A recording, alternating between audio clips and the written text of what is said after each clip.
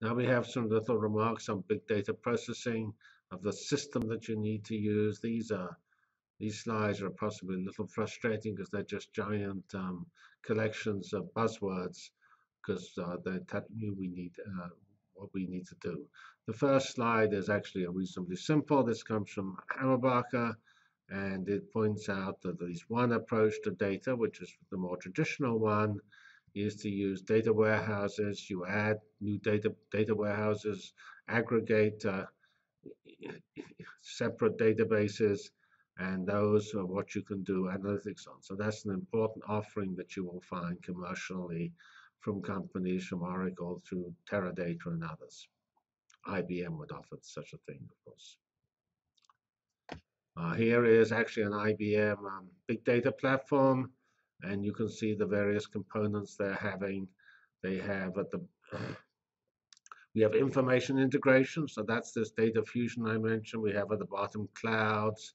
We have a dupe on the near the bottom on the left. Stream computing is important, namely, if you look at a lot of these big data applications, they have the feature that they're updated in time. Namely, it's not just a static repository.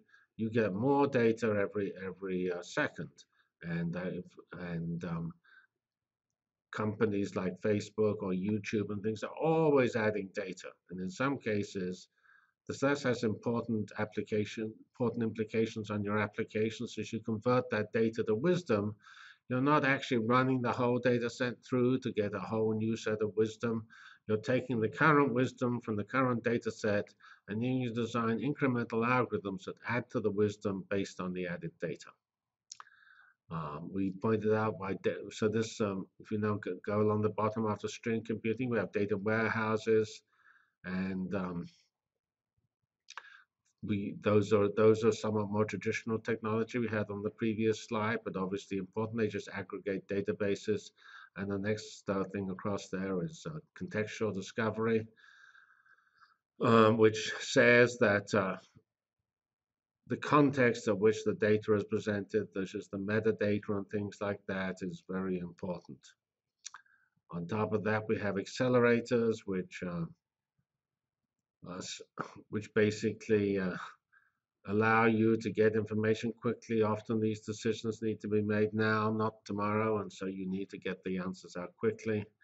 And then at the top, we have management, the actual applications, visualization, and the analytics applications we have include business intelligence, the sort of data exploration, and particular applications optimized for particular functions in industry, including this magic word analytics, which is, of course, just the basic algorithms. So this is full of buzzwords, not all of which are independent, but describes the types of things you have to put together if you want to do big data analysis.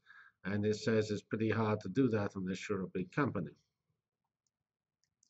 Here's the same sort of slide from Oracle, and coming from a talk in Minneapolis. I happened to go to that talk, and it describes Oracle's approach, which has various forms of data, big data, transaction data, and so on, metadata, structured data, unstructured data. Those forms of data are various features need to be done for them, integrate them, security needs to be done, and so on. And they all have to be integrated together for the so-called, in what is now called here, instead of the big data platform, the enterprise architecture. So the purpose of these slides is not, it's not possible to be very technical about them, because these are just ideas and concepts from different points of view that need to be integrated together in a data system. Here's an easiest slide to discuss. It's eBay's big data, that big data processing. So it looks, so that just says you need a lot of computers. We pointed out that the biggest clouds had up to 1 million servers. So large data centers are at the back end of all of this. And this is the final slide for the day coming from eBay. And it says that when you want to use big data, this is actually a point that was made by the IBM side as well. You need everything. You need the new technologies like Hadoop, which is MapReduce, and you need the NoSQL storage such as HBase, which is big table, and you need traditional data warehousing solutions such as that from Teradata. And you don't just need big table, you also need other NoSQL technologies such as MongoDB or Cassandra, which are, which are somewhat smaller table data structures which still scale very well. And you need to put them all together. One point we can make here, which we didn't make up to now, is that if you compare database and NoSQL, database is an example of a very highly optimized, high value added technology with indices, which give very efficient analyses.